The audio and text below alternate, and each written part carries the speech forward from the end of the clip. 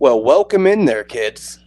Um, this is the initial episode. Um, episode. Apparently, I'm Dutch now. Of Footbald. It is our. Well, who's our? It's This is Jermaine. and this is Rich And from the X's and O's of life and the post game now, and your mama's bed. Um, and now we begin the first chapter of the saga of football. Yes, and we may actually earn a few dollars off this, which will be crazy. People actually might listen to us. I don't know. Yeah. Who knows? No.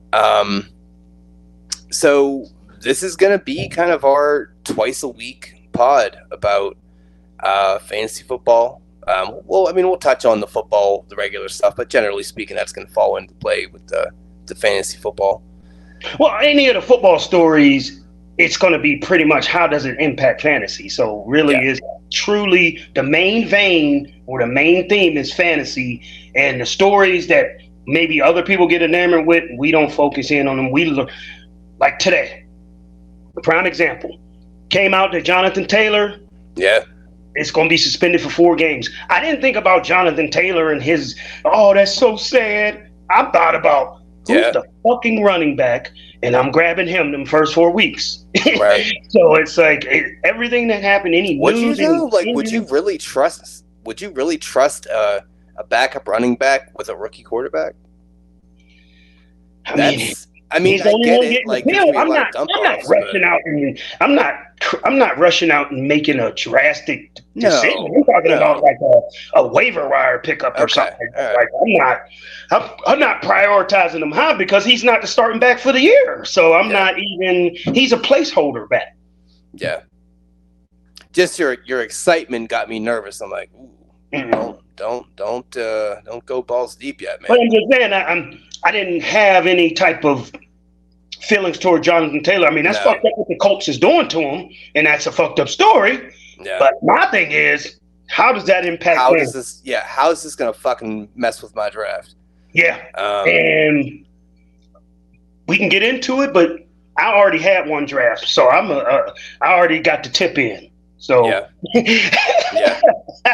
And Jonathan Taylor was going he was still going high. Like, I guess like we drafted on Sunday and the news didn't come out yet. Right. So everyone still thought he was going to the Dolphins because they were going to get the trade done. Now that hasn't happened, and we're going to see that in our upcoming drafts coming up, how he gets treated. Yeah, I mean, he will still get drafted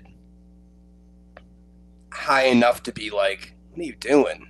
Like, you realize you now have to, you can't even put him on IR. Like, he's going to take up a bench spot. He has to eat up a bench spot for you. And I get it, like that elite level of a player, but you have to understand he's coming off of an injury, plus no training camp, plus 4 weeks of rust.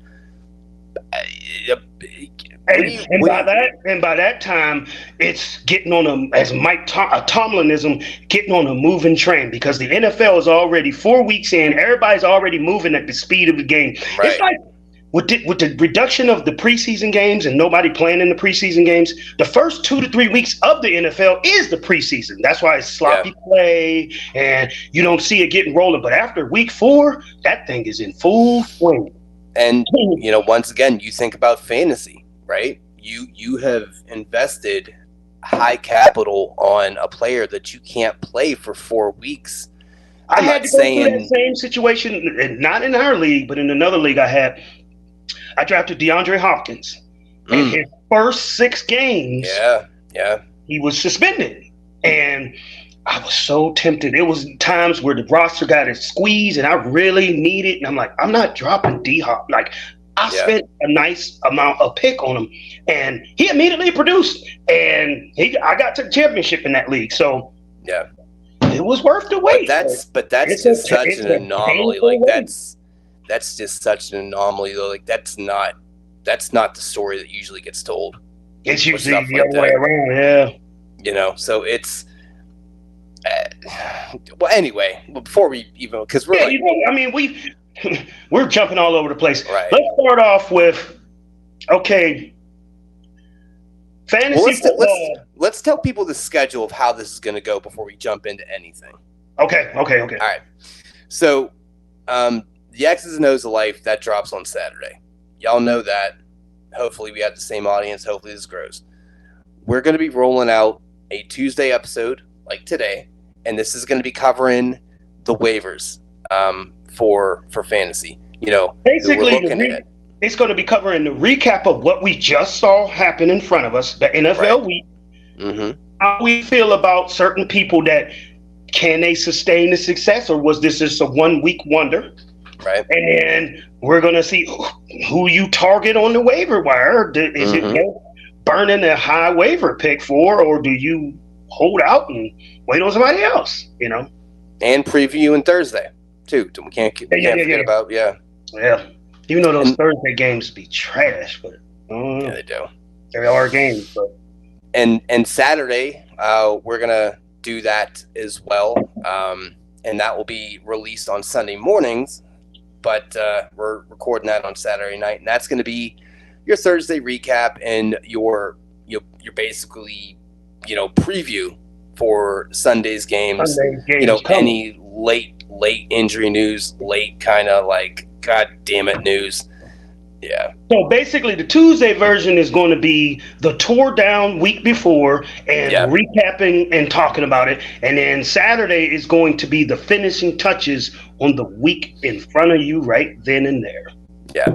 And even talk about maybe the waivers that you got, because waivers already ran at that point. So, yeah. But yeah, so, this show is going to be just kind of maybe touching on our, the league me and Jermaine run. By comparison to a standard league. And then I thought that, for kind of like a teaching mechanism or whatever, go over the mistakes that we can make or that we've made and things you want to avoid doing as, maybe a new fantasy manager or even a seasoned vet. It's real easy to fall into those pitfalls, and we both do it. So, Mr. Atlanta. So in a traditional league, first of all, just to run out fantasy 101 to me, I mean, the most simplest way to describe what fantasy football is for those of you that do not know, and I'm not going to spend an inordinate amount of time explaining. Right. Why are you listening to the show if you don't know what fantasy is? Fantasy is pretty much my all-star team versus your all-star team. So basically, you can choose. You don't have to have the same players from the same team. You can choose any players from any team, and basically, I have a roster, or I have maybe 10 or 15 players from on my team that's an all-star team, and you have 10 or 15 players from all over the league that's your all-star team, and we go head-to-head, and it's the ultimate I told you so sport, where I'm telling you, and I'm going to tell you that I'm going to start this combination of players, and my players that I end up playing that week is going to outscore your players that play that week. And it's all tallied by the statistics that the actual real players actually do in real NFL games, and you get points. And if your points is more than the other team that you're playing that week, y'all both can score really low points. But if you score 1/10 of a point more than that other person, you've won your game. So, and I have done that before, by the way. Yes, I've won by like 0.02 or some shit, some crazy number. Where I kept checking to see if they were going to do a stat correct, and I was like, please don't. So how do you get your players though? Because you just admitted the best part of fantasy. The beginning of the process is called a draft. And what you do is you draft the all-star players that you think are going to produce. And someone's opinion of a player could be way higher than another person's. So I could be thinking that this player is going to score a lot of points. So I'm going to take him first, second, or third. Just like our draft that we have in X's and O's. There you go. Good point. There we go. I mean, like, you want to draft that person that you think is the most impactful. So you draft that person, and then if you have another person in mind, you hope that one of the other teams don't draft that player so you can get them. But the tilt is when they do draft that player you've been waiting on, and sometimes this happens one pick before you're about to pick. I know a little something about that. You gotta pivot and adjust and take another player. Like you almost had to, when the draft is going on, you have to have at least 2 or 3 players in mind. It's a chess game. It's an absolute chess game. And the traditional league is the player positions that you have to line up against someone else is traditionally it's usually 1 quarterback, 2 wide receivers, 2 running backs, a tight end, a defense, and a kicker. That's traditional. Our league is a lot more fun. It's a lot more wide open, has a lot more players that you can pick and choose and line up against the other team. So run off the amount of players that you have. Remember, I just said the traditional league is 1 quarterback, 2 wide receivers, 2 running backs, a tight end, is there not a flex in a traditional league? Huh? Is there not a flex in a traditional league? It depends. It depends. Is that subjective? I'm talking like OG chastity rules. belt motherfucking tradition where pussy can't be broken at all. Those people are just like they don't play around. The scoring is so regimented, vanilla. Yeah, but then once you start adding flex positions where you can add another running back, another wide receiver, then you kind of break out of the tradition. But most leagues nowadays, they don't go as traditional as what I just named. They all have a flex player that you can throw in there. But all right, now run off your league. Now y'all just heard how many positions I said is in the traditional league. Now run off your league, Rich. Okay. So just before I get in there, the whole reason I did this league this way is because I was tired of the vanilla league. It was very boring.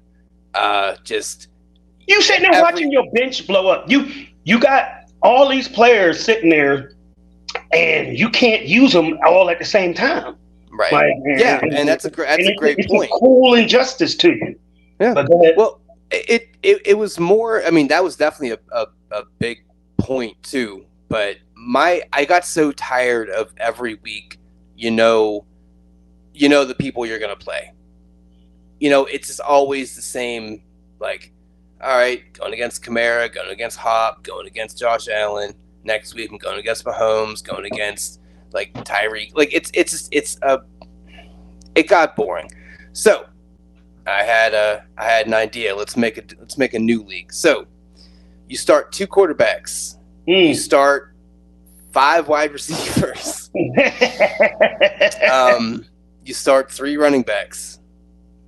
You start 1 tight end because Jermaine's a bitch and won't let me get rid of him. You gotta have every tight end. We're gonna cover it because tight end is like a position that's like a handicap, and everybody gotta have the same handicap. You can't. Yes, I get it. That's the tradition. I mean, but go ahead. Old fucking man. 1 tight end, and we have 3 flex. So what that means is there's no kicker, there's no defense because this is a 1990. Because that shit's terrible. No one likes to play with that.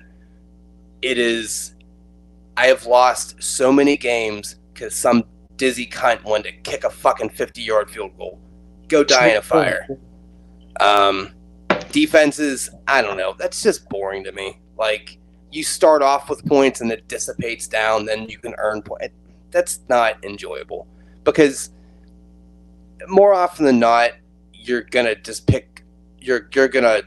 do waiver pickups every time for a defense, and it's like who knows with this NFL, what's a defense really?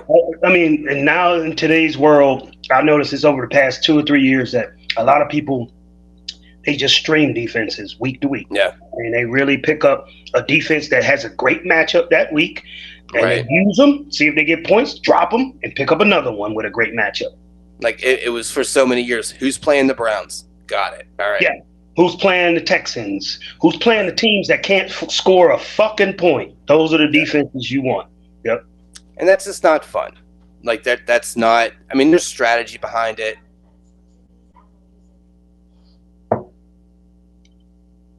Man, you look like a dog that's seen a squirrel. You like Yeah, squirrel? fucking Surrey started, or the Amazon bitch started talking something about like, yeah, I need I know you Jesus. don't watch movies, Yeah, but one movie to pick, to watch that relates to this. There's a movie called Margot, and it's on. Margot. Yeah, that's the name. That's a different name for Siri or for Oh, Alexa. okay. So it's basically a smart house, and these teenagers go in, and there's this basically this Alexa that knows them very well and tries to cater to them, but low key is a killer. It's crazy. Huh. It's good. Fair enough. I mean, it kind of caters to the whole. Do you trust these smart devices in your home that's spying on you, so to speak? Look, you ever watch The Sopranos? Yeah. All right. So Tiff told me today when I was on break, my phone was in my pocket. Keep that in mind. She wants to rewatch The Sopranos. I was like, okay, whatever. So I get on Facebook real quick, and you know how Facebook gives you like recommended friends? You know who pops up under my recommended friends? Tony Vincent Pastor, big pussy. And I'm like, the fuck? Remember we discussed the whole when you said that we did the rap battles and you looked it up on my phone and it popped up on your PlayStation? Mm-hmm. What is that for real? Yeah. For real? We are being spied on as the American community. Goddamn right we are. Mm-hmm. Anyway, before we get our tinfoil hats in a tizzy, pan a bunch, right? But it's a much larger roster. The scoring is ridiculous. That is so, ridiculous. like in traditional scoring, your points maybe get to about 100, maybe 120, and doesn't really get that high. In this league, richest league, this great league, the points can be 250. Mm-hmm. You can score 250 and still lose. So it can get all the way up to 300. I don't think I've ever seen nobody get past three. Like I haven't seen 350. Maybe 320 something, but I haven't seen. Yeah, I don't know. I never really paid attention to it. Yeah, but I know I cracked 300 once or twice. So to give you an example, I have extra points for a 40-yard reception, plus a 40-yard touchdown, plus you get a point for the catch, plus you get a point for the first down, plus you get the 10 point or the point per 10 yards. So for those of you that don't know, let's suppose Tua Tagovailoa throws a deep 60-yard pass to Tyreek Hill. Mm-hmm. Tyreek Hill is going to get maybe 10 points on that play. In a traditional one or in your league? Okay. Yeah. So he would get 6. I think it's 5. I think it's 5. 5 for the 40-yard reception, 5 more for the 40-yard or the 40-yard touchdown. So that's 10. Plus and the touchdown itself. Plus that's 6. So that's 16. Plus 5 for the yardage. That's 21. Plus 1 for the first down. Plus another 1 for the catch. So that's what, a 23-point play. And keep in mind, let's say you got this stack, you got Tua on top of that. Woo. Then because he gets the 5 for the 40-yard reception or the 40-yard pass, plus 5 for the 5 for, you know what I mean? So it's literally could stack 50 points in a play.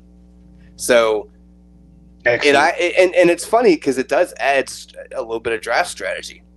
Yeah. You start to kind of maybe look at some home run hitters. Hey, maybe I can stash this player. Maybe, they're known let's go by each position really quickly just to break down that. Okay. So everyone, the highest scorer on your team tends to be the quarterback. Unless one of these running backs has a game where they score 3 touchdowns and rush for 200 yards, your quarterback is going to be your highest scorer the majority of the time. And because all quarterbacks can score like this, a lot of quarterbacks don't. Like, wouldn't you say to yourself, I want a quarterback because I'm picking a quarterback first because they score the most points? No, that's not necessarily the strategy in a traditional league. Now, in Rich's league, the quarterback quarterback is the most valuable position on the roster. It's a Because you got 10-team two of league, and there's 5 of them that'll be gone in the first round. Yeah. So I'm just saying, in traditional leagues, a lot of times the quarterback isn't selected for 5 or 6 rounds because all the quarterbacks are kind of similar. Now you got your elite quarterbacks like Right. Patrick Mahomes, you have Josh Allen, Right. you have now Jalen Hurts. I mean, you have these elite quarterbacks that can score touchdowns with their legs as well as with their arm, or you got quarterbacks that pretty much any quarterback that scores more than 2 touchdowns in a game is an elite quarterback. Most quarterbacks only throw maybe 1 or 2 touchdowns a game. That's why they're not that valuable in traditional leagues, and people wait to pick them. But if you get a chance to get the elite quarterbacks that run the ball, even Lamar Jackson in his prime was one of the elite quarterbacks. I mean, he's tapered down a little bit, but the top 3, in my opinion, at this point in the NFL is, and in order, Patrick Mahomes 1, Josh Allen's number 2, and Jalen Hurts is number 3. Or Jalen Hurts and Allen can flip-flop. It just depends on, how you feel. And then, you got your second tier with your Lamars and Joe Burrows and, Herbert. Yeah. I mean, those guys that, put up about 2, they average about. I mean, they have a good. There's certain weeks they'll throw 3 touchdowns or even 4, but most of the time they're only the guys getting with a solid 2. floor. That's what it is. Those are the solid floor guys. Those guys aren't going to really blow up all the time. They may give you a huge game, but generally, you put them in the lineup, you know what you're going to get, and that's that's perfectly okay. Like to have a solid. Similar to Ben Roethlisberger in his prime, like. Ben never really threw more than 2 or 3. Like every once in a while, Ben will have that 5 touchdown game that was great, but that's only 1 week he's doing. Right. Most of the time, it's 1 or 2 touchdowns a week. Right. You're looking when you're drafting and doing stuff like that. You're looking for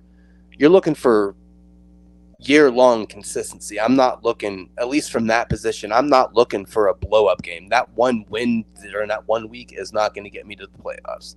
Yeah. But consistent play. I definitely don't want a quarterback that can throw me 4 touchdowns 1 week and then throw me none the next week. I definitely want to consider. And you could throw Dak Prescott in there. He probably gets 1 or 2 here and there with some interceptions, though. I mean, and with the quarterback position, the interceptions do count. So when they do throw an interception, it takes away from your points. Plus, if they're pick 6, pick 6 is you lose 6 points for that too. Yeah. Well, actually, 7 for the interception. Yeah. So that's the quarterback. That's the position with the most points. Then the most value position in the draft that people draft immediately, and if you don't catch onto this train, you're going to miss the whole train, is running backs. Running backs is probably the most valuable drafted position, so to speak. So people in the first 2 or 3 rounds in your fantasy draft, running backs are flying off the board. And then you have the elite receivers, such as your Justin Jeffersons, your Cooper Kupps, your Devontae Adams, your Jamar Chases, and then it tapers off. So then you can wait and get that kind of second, third tier receiver. And you could fill your roster up with tons of those guys. And then the next least valuable position would be tight end, unless you got Travis Kelce, who's in the world by himself. And then there is Mark Andrews, probably number 2. And then it's maybe not even TJ Hawkinson. It's maybe. I mean, pick your poison at that point. That's why he hates the tight end, because after the first 2 or 3, it's just not fun. You got a pair of dice, and you rolling, and you're gambling. You don't know who's going to do what. I mean, Freiermuth might even be kind of reliable, but probably not. Like, I don't know.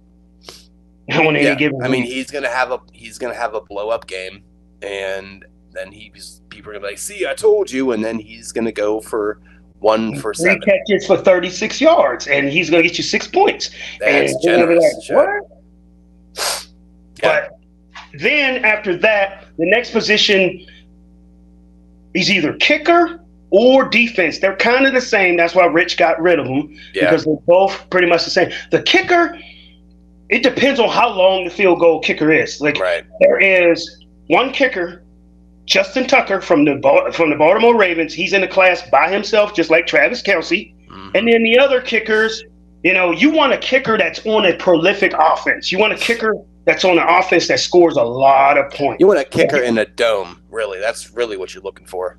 That doesn't Honestly. have to kick outside. But I mean, you could be in a dome. You could have the Houston Texans kicker, and they're not scoring. So it doesn't matter whether they're in a dome or not. You need a kicker on an offense that is prolific. And if you want to even break it down even more as a strategy, you want a kicker that's on an offense that not only can score a lot, but they stall out a lot. That's what I was going to say. That's what you're looking for. You're looking for that. You want that almost type of offense, that offense that don't put it in the end zone a lot. Like me, I currently have the kicker from the Buffalo Bills, who's Tyler Bass. But he's not that great because Buffalo puts it in the end zone. I was going to say he doesn't have to kick that much. Yes. So I want somebody like last year I had Dan Carlson from the Raiders. The Raiders were notorious for getting down there and not putting it in. So the kicker got a lot of work. He got a lot of work and scored a lot of points. I mean, that's kind of the strategy you're playing there. And then defense, the way you score on defense is sacks, fumble recoveries, interceptions. Pick six is a touchdown, and for any other player, So that's pretty much how the scoring breaks down. So removing that kicker and that defense in the league that we play in, it's all 2 quarterbacks, 5 wide receivers, 3 running backs, a tight end, and 3 flexes. So flex means that you can put in a running back, a receiver, or a tight end in that spot. So it means flex. You can flex in anybody you want. So if your team is top heavy with running backs, you can start more than 3 running backs. You can start 4 or 5 of them if you want. If your team is top heavy in receivers, you can start 8 receivers if you want to. Right. So, and also with your league that you said you got tired of with the traditional leagues is all we heard was the same names in the NFL. Yep. This makes you value those second-tier, third-tier receivers. Give them some love. Let somebody like Khalif Raymond be known in the club when he goes to the club, because most of the time people don't know who he is. But if you're in this league, you damn sure know who he is. and it makes the waiver wire so much more interesting. Yes. I wanted this to be a thinking man's league. That's kind of what I liked. That's what I didn't like. Well, about it forces you to do more research than somebody can hang around the water cooler at work and find out who to start in the traditional league. Right. They don't even have to know a damn thing about football. Oh, I heard people talking about Derrick Henry. That's a big one. I'm gonna play him. But at the water cooler, you ain't hear nobody talk about Romeo Dobbs at the water cooler. I mean, you have to know. It forces you to research and to know the NFL teams a little bit better outside of your home team. Because around here in Pittsburgh, all people know are the Steelers. They can name you the Steelers, the whole roster from top to bottom. But they don't have a clue who the Jets is out there putting out there. They don't know. So and I thought that was, and that's just so much more fun to me. I mean, not even just getting rid of the kicker. I mean, the kicker and the defense. You think about. You know what's exciting? You know who's really exciting? Who? The news that the Patriots got rid of Nick Folk. Wow. That is amazing. Don't give a fuck about him or his mama. I know, Sleeper. Another thing about Sleeper, I don't know if it's me or am I crazy. Sleeper has eliminated a whole bunch of shit. You know how you used to can look over and see players with your watch list and people that you were watching and you're watching what they do throughout the week? That's no longer there anymore. It's all it is a news front. All it does is give you the news. It doesn't show you the players. It doesn't rank the players unless I'm not clicking on the right place. I'll play with it. I'll take a look. Take a look at that, man, because I was playing with it all day earlier today, and I'm like, what the fuck is going on? Where are these players? Because what I like to do. I used to, any players that I get, because I play in 4 fantasy leagues. I play in yours, play in Andrews, and then I play in 2 with, Hayes. And any players that I get, I immediately go over to Sleeper and put a star next to their name so I can keep track of all my players on all my teams of any injuries, any That's news, interesting. I like any that. updates. I make sure I'm well abreast on every player that I employ because they are my employees once I select them in that draft. Yeah. So, and it wasn't there. I was pissed. I was like, "What? Where's it at?" So, if you find it, let me know, please. Yeah, I'll take a look. But yeah, I mean that's kind of the crux of the league. High scoring, a deeper dive, not crazy deep. Like we just got rid of one flex out of it because yeah, it probably was a little too much. But just Yeah, we don't want to be. We don't it's want to not be crazy. You're not like the you're fifth not string wide receiver on their teams. right. You're not like running out and Abdullah as your flex here. You know what I mean? He said Abdullah. He don't even know which one it is. He just know it ain't a good. I couldn't even figure. I can Abnir or Abdul. I don't fucking. Yeah, know. I don't want to be starting practice squad players for the week. Right. So, with all that kind of being said, our draft is on Saturday, and our next episode we will be talking about our draft heavily. That will dominate kind of the conversations, but I thought we can kind of get into some mistakes that a lot of players make, and we can kind of go back and forth if you want, whatever. I'm going to go in our league. We already said it. The biggest mistake you can make is not getting your quarterbacks early. Quarterbacks are gold. They're they're platinum. They are ridiculously valuable. Yeah. So, and this isn't in any kind of chronological order. Do not force yourself to play Thursday night players because you want to see your players play. You want to get a head start or a jump. That is not how that works. Playing. It sounds good in theory, but there is no bonus for having the points before the other person. There's nothing to that. I get it. Like they just give you an extra 10 points. Like, you scored first. 10 points. No. Right. There's no reason to do that. Damn good that Thursday night, but then, come Sunday, you're going to be like, God dang, I don't think I'm up enough. Right. And a lot of players will make bad decisions because they were like, it was kind of hitting. I really wasn't sure. I was kind of in the middle on both these players, but I wanted to see him play on Thursday. And it's like, they won't say that, but it's like, why did you? You're just excited. You're excited because the NFL week is about to open up, and it's Thursday, and your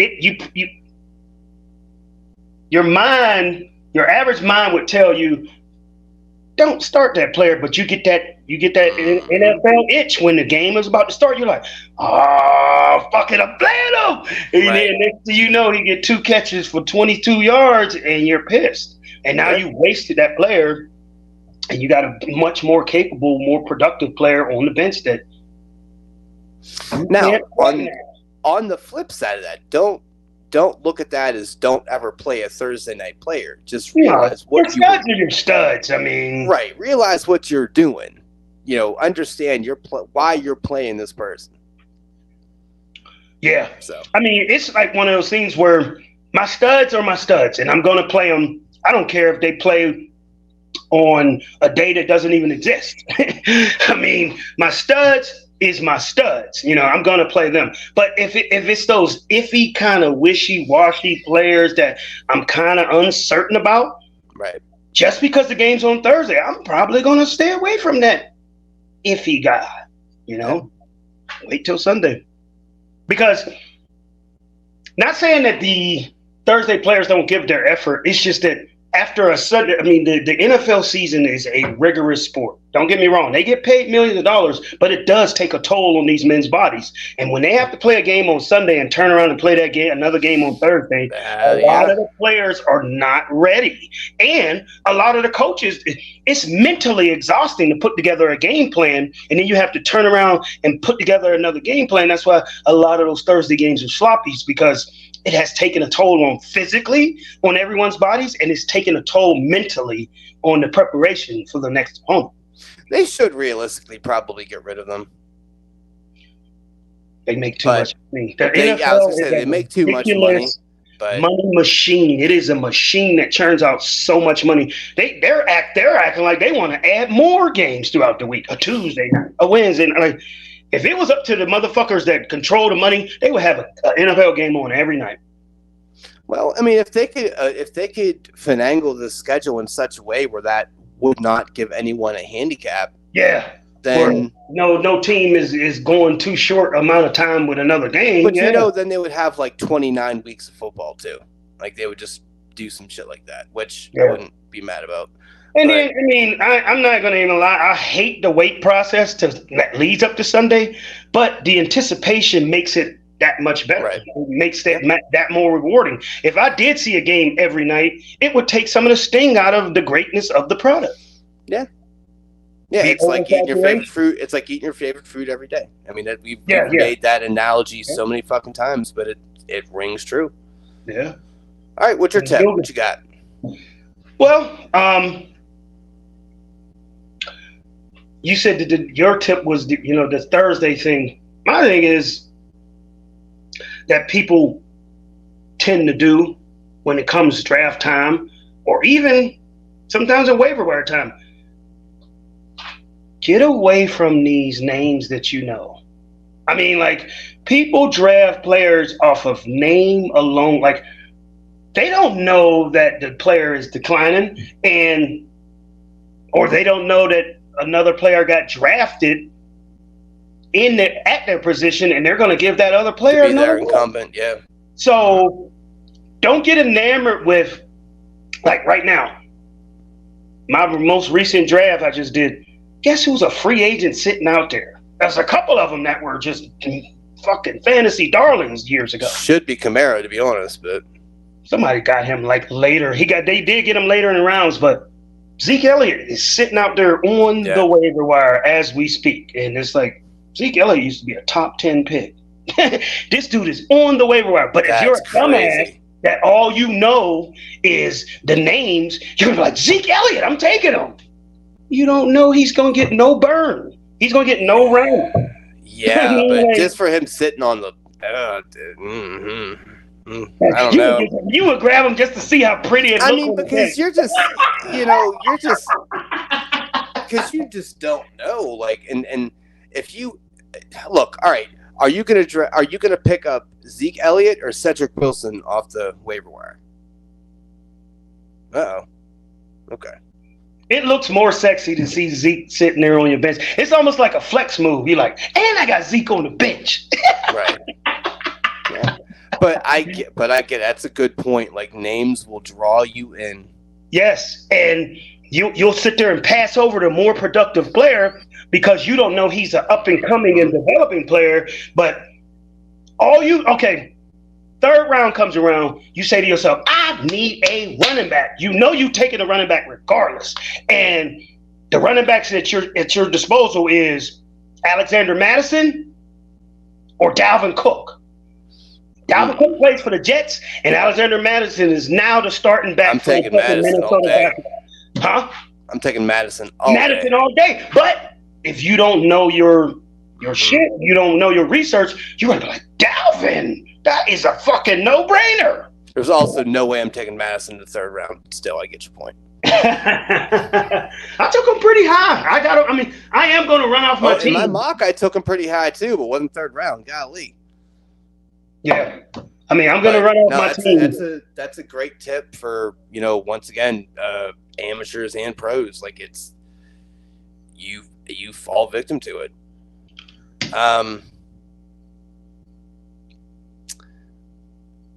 You froze. I don't know what you're doing. Oh, the fuck?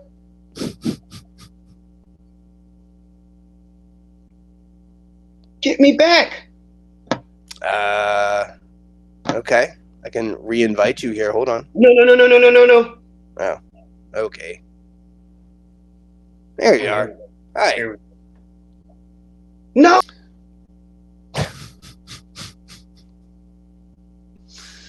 Oh, technical difficulties.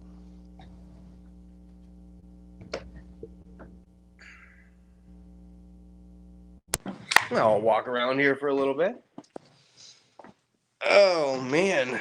So we would really like people to be guests on this show here too, because well, fantasy football is a crazy kind of perspective sport, and we definitely do take it super serious. Um, it's going to be enjoyable to share our discussions and our strategies and things like that. But um, yeah, I feel like this is going to be the podcast where we do live shows. Oh, he's back here. Okay. Hey, he's back. Hi. Fuckers, man. I am a victim of technology. Yeah. What happened? Sort of like the podcast we had yesterday with the special guests and shit. I Yeah. am an old motherfucker. Yeah. All Well, right. while you were gone, I was just telling the people, this is definitely not that we don't want people on the X's and O's, but this is definitely going to be the podcast where we want guests, we want live guests, we want to do live shows, because this is going to be where you can ask questions.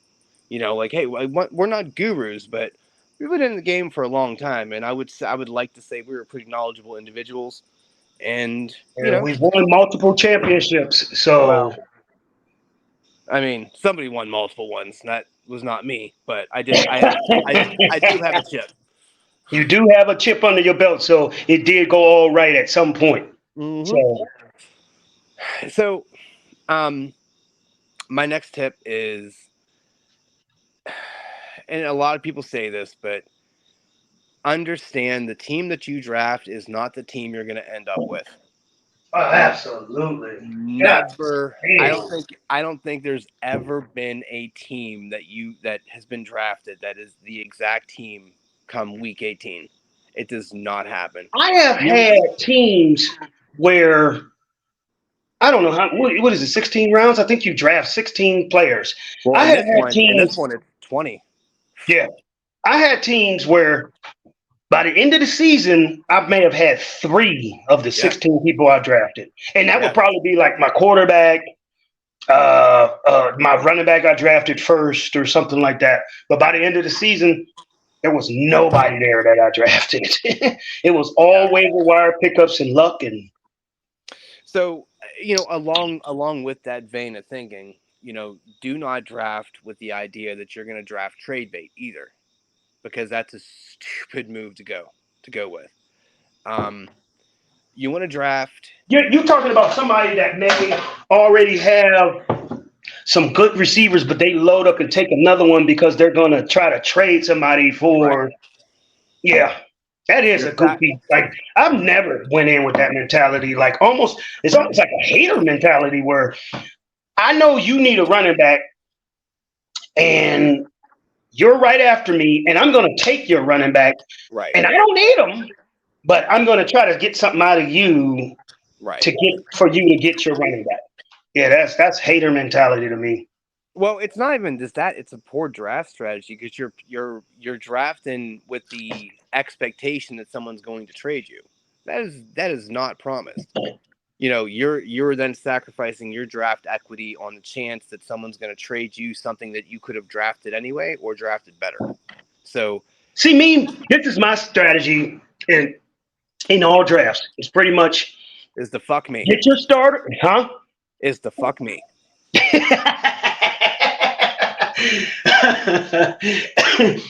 My philosophy is get my starters out the way. So basically, who I see as outside of them having a bye week, these are the guys I'm trotting out there pretty much every week. Right. So unless they get hurt, and of course I got to pivot and adjust and tilt, so to speak, and I get those people out of the way, and then once that, I'm drafting for depth. I'm drafting for bye weeks. I'm drafting for some type of disaster or injury to happen. But I make sure that I get my running backs, my receivers, my quarterbacks. A lot of people draft, like in traditional leagues where you only need one quarterback. A lot of people draft two. I never draft two quarterbacks. I draft one quarterback, and during that during that bye week of that quarterback, I fucking pick up a quarterback off the waiver wire, Throw out use Kirk him for Cousins his before you services do it. like a dirty whore, and fucking drop him right back. I don't carry unnecessary quarterbacks on my roster. That's stupid to me. So I get my quarterback, my receivers, I get them all together, and then I make sure I try to have two or three more of that position. So when I get my two or my three wide receivers, I make sure I get two or three more to replace them. And then when I get my two backs, I try to get two or three more. And a lot of times, by the time you get to the running backs and you're drafting for depth at running back, there's no starting running backs available. So you have to anticipate. You look for an injury prone back or a well-known or like a backfield that's a two-headed monster and try to grab one of the monsters with the two heads. Right. So that's kind of the scheme. And Well, same thing with tight ends and defenses. I don't draft a second one of those. I draft one and then I pick them up off the wavy wire and use them like a dirty condom and put them back. okay, hold on. Who the fuck is using a dirty condom? What kind of life are you living? No, I use them like a condom, and then the condom's dirty after that. I meant to say it like that. I think the podcast is over now. I don't want to talk. I'm just saying. I mean, that's just my philosophy. Like, I don't let people sit on my bench and just sit there and hold up space. Well, no. So to kind of touch on two other little tips with the draft here, because you brought up one, draft your handcuff. And if you don't know what a handcuff is, and Jermaine already kind of touched on it, you have a running back. Running backs usually get hurt. It just happens. Yes. And then there are more that are more injury prone than other. Delvin Cook. Christian McCaffrey lately. Yeah. Yes. So in the later rounds, draft their backup, draft their incumbent, because and it's the different NFL anyway, because there are very few 3-down backs. Yeah.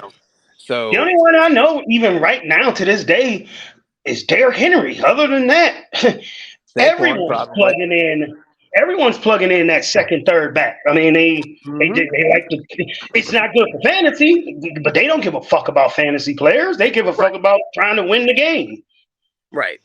So draft your I mean, you don't always have to draft your handcuffs, but have a plan to pick them up. Yeah.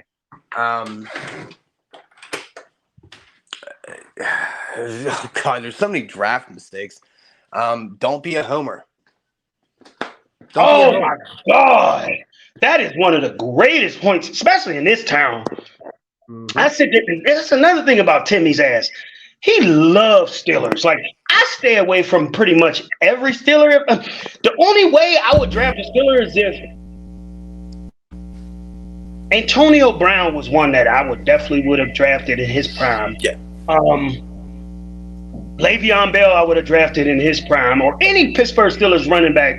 I mean, I ain't Timmy showed me a draft in like the second round. I'm like, yeah, I'm not that high on Najee, but when Le'Veon Bell, and then even when Le'Veon Bell wasn't playing and D'Angelo Williams, any Steelers back was very fucking productive.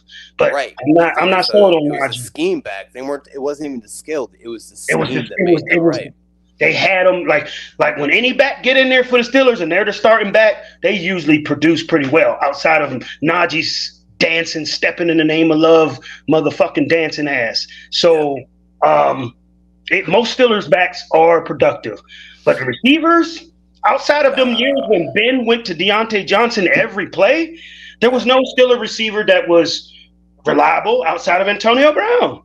And now, hold on though. So on the other side of the fence, don't be a homer, but take advantage of the homers, because you are absolutely going to get better picks. Even know your league, I guess is the best way to put it. Know your league, know how people draft.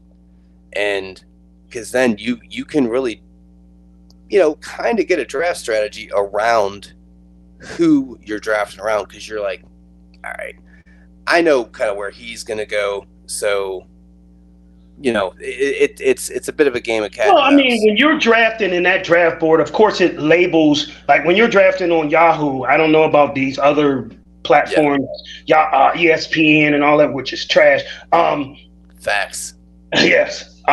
Yahoo labels the best player available, and as you watch those players that how they're ranked, and you see them come off that board, and you even hear that little sound, and then somebody just took that player. And if you see Najee Harris, if you see Najee Harris at the top of the board, and then you see the guy in front of you that's getting ready to pick, you know he's getting ready to pick him. So you have your eye on a way better back. And like you said, like, know not when to take the homer, and then, I mean, I'm not saying that you can't take a homer at all. It's just that you have to, like, you can't think with your heart. You have to think with strategy. Right. Like, you can't think. Just because you're a fan of the team does not make you some kind of like pundit. You do not know It's one of those things where info.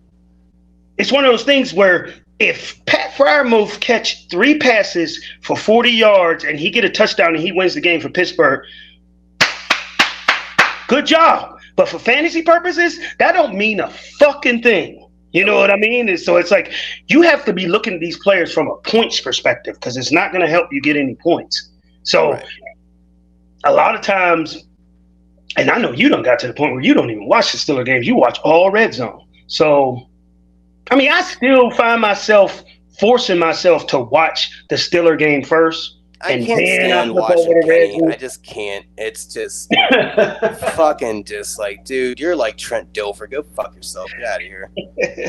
Jesus. I don't know, man. It's just something about it. I feel inclined. I feel like I'm obligated. I get it, man. Look, I got the itch too. Believe me. Don't get it twisted. I get the itch. But it's like, I feel like even if they're horrible, I don't know how many times where I really want to just watch Red Zone, but I felt like I had to watch every play of the Steeler game. Like, I had to know what happened. Like, there's just even the years that they were sorry as fuck, I had to watch it. It was like, it's like a curse of being a Steeler fan. Like, you have to go through it. There's just only so many 3 and outs I can watch, and I'm like, all right, I'm all set, man. I'm good. And it would be Sundays that I couldn't wait till that game was over, or they would have a bye, and I'm like, thank goodness the Steelers got a bye. I can watch all Red Zone and not even give a fuck. Like, yeah. All right, what's your next step? What you got? You turned this into a semi-draft of bad strategies. I didn't even know you. I didn't know you was going down this path. Either did I. I want to lay out my team, but let me say,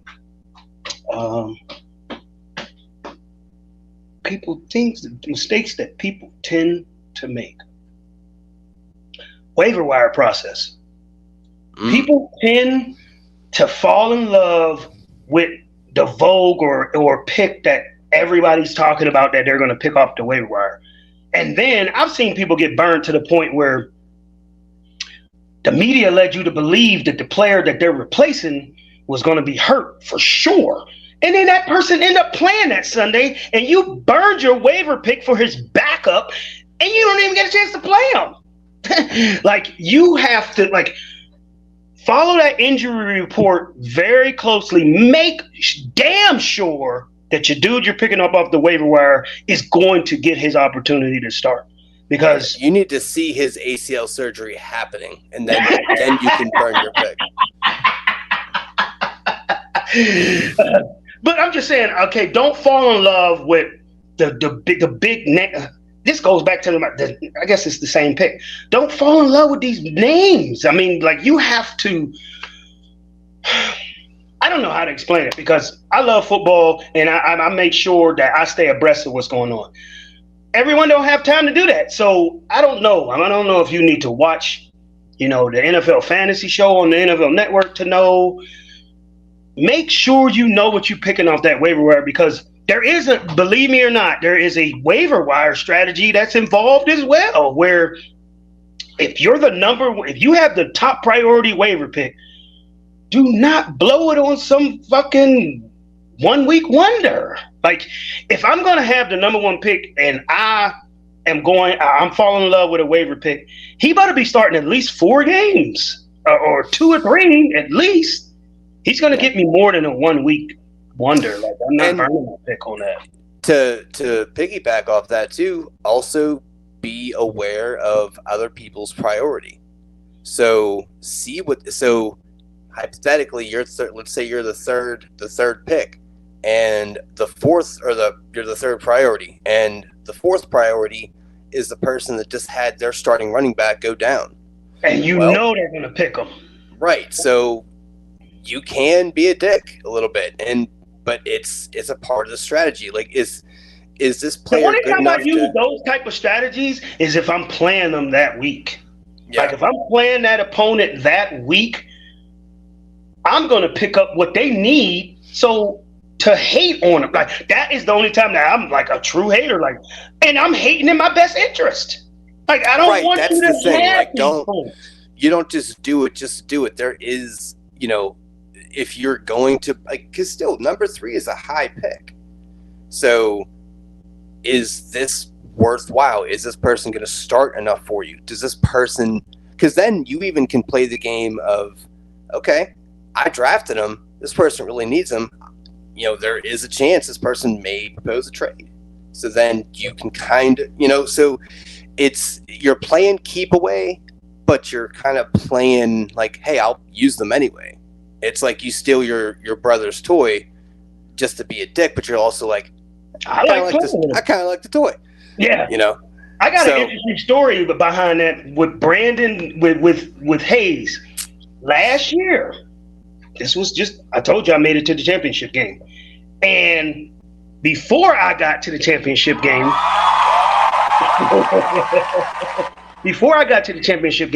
I played his ass. Mm-hmm. This motherfucker, Trevor Lawrence, was on the waiver wire. His league is a super flex too. Oh, I remember this story. Fuck this guy. And I already got Josh Allen and I got Jared Goff, who lit it up towards the end of the year. And Trevor Lawrence is out there, and I can't remember who his starting quarterback was, but he went down.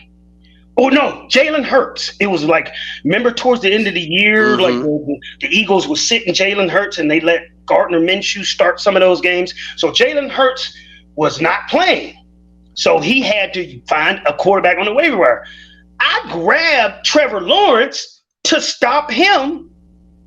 Oh, okay. Yeah, I saw it. I grabbed Trevor Lawrence to stop him from picking him up. I'm like, you're going to pick up Daniel Jones or somebody. This motherfucker, because he's the commissioner of the league, went into the settings and dropped Trevor Lawrence off of my team so he could pick him up, and said some shit like, you can't have 3 quarterbacks on your roster. And I was just like, how do you know I wasn't going to get rid of Jared Goff and start Trevor Lawrence? He was like, because Jared Goff is lighting it up. And I was just like, you're tailoring the league to fucking help you out. Right. Like, it pissed me off. But you know what? God don't like ugly. Nope. Karma's a bitch. So he grabbed Trevor Lawrence. Daniel Jones was sitting right there. I let it play on because I'm not a big grudge holder. I'm not a big just take shit to the grave. I was just like, man, fuck it. If you beat me, you beat me. Fuck you. I'll never play in your league again. So he chooses Trevor Lawrence, who stunk up the joint and got like 10 points. Daniel Jones scored like 4 touchdowns and got like 40 points. And he could have easily beat me if he would have just took what was out there on that waiver wire. And motherfucking going into the last week of no, this was actually in a championship game. I was winning. No. I had Josh Allen and I only needed like 10 points and I was going to win the championship. And then that DeMar Hamlin thing happened. And Josh Allen, the Bills, and the Cincinnati, and they canceled the fucking games. And I only had 10 points to beat them, so I was going to clearly win the championship. But we came to an agreement to split the money at the end because they couldn't play. They didn't play that DeMar Hamlin game. It's crazy, insane, yo. So yeah, the reason why I tell that story is like you said. You could pick up somebody to be a dick, but if you got a motherfucking a commissioner that's trying to rig it to them, they're gonna somehow rig it in their favor. But I just found that funny that he tried to fuck me over, and he got fucked over himself. You know what I mean? I like it. I like it. I like karma like that. That's good. But yeah, before we end here, because these are typically running about an hour. Yeah, we'll do an hour. Yeah. Okay. Before we run here, I'm gonna tell you my team. Oh, okay. That I drafted on Saturday. All right, it was a keeper league. Yeah, well, hold on. So where were you at? What spot? That's important. I was drafting 6 out of a 10-man team. This is a 10-man league. I like that. I like 6. Yeah, right, smack in the middle. At the turning point. Drafted 6. It was 3 keepers. I kept Amon St. Brown. I kept Mark Andrews. And I kept Derrick Henry. Those were my 3 keepers. Interesting. So, being that I already got a stud running back, my tight end's out the way, and I got a stud wide receiver, my first thought was I need a fucking stud quarterback. Like, I'm going to be one of those dudes that go out and get Patrick Mahomes, Jalen Hurts, Josh Allen. Patrick Mahomes was kept by somebody else. So, there goes that pick. So, I get to 6. Sure enough, they're drafting running backs. I get to 6. I took Josh Allen. So, that's my quarterback. My other receiver is I got Amon St. Brown. My other receiver is God damn, I'm drawing a blank. I don't know why I took a chance. I got DeAndre Hopkins again, even though he's playing for Tennessee. So I got Tennessee's whole offense. So if they throw it in the air or they fucking running on the ground, we're getting the point for it. I get that, but I hate it. I hate that strategy so much. Yeah. I don't know. But I get it though. I understand the appeal. Yeah. So then my third wide receiver is God damn, man. I gotta look. Go take a look. All right.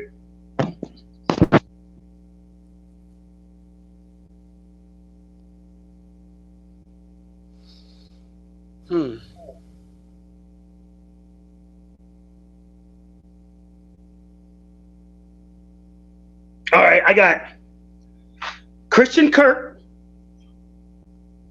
Can you hear me? Yeah, I'm just making faces here. Go ahead. Oh, goddamn. I got Mike Williams from the Chargers. Okay, Alexander he's good Madison. for about 2 games before he gets injured. Yeah, before he gets injured. Yep. I got DeAndre Hopkins. I said Alexander Madison is my second back. Okay.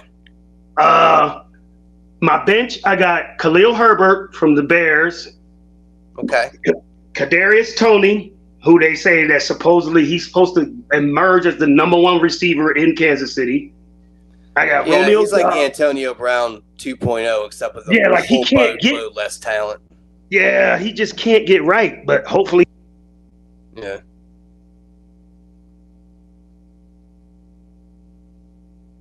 Cut out, I think. Well, actually, not I think. You did cut out. You're still there, but I can't hear you. Okay. Oh, you are. Okay. All right. I got.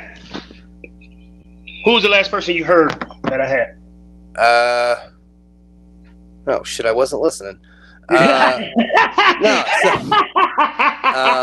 Khalil Herbert.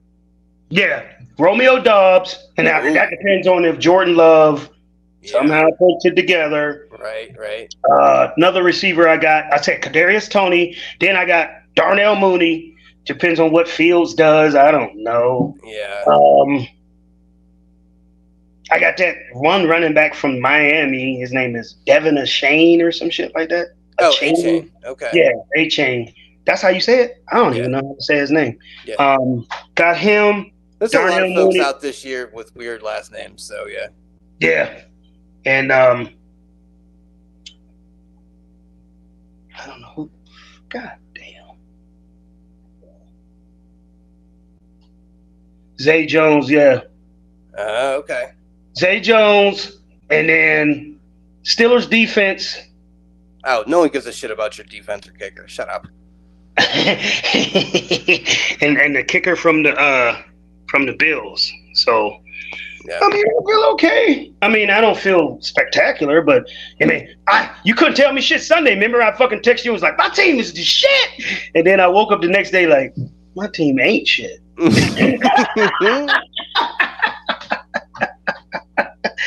So I don't know, man. I will say one tip to end on. Do not overreact to your draft either. Do not make rash decisions. Don't listen to people. It's probably the best thing to do.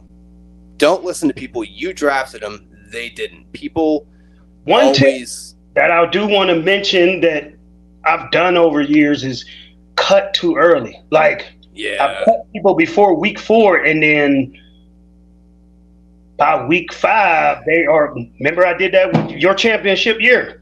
I got rid of Cordell Patterson, and that motherfucker went ham sandwiches. Can you say it one more time though?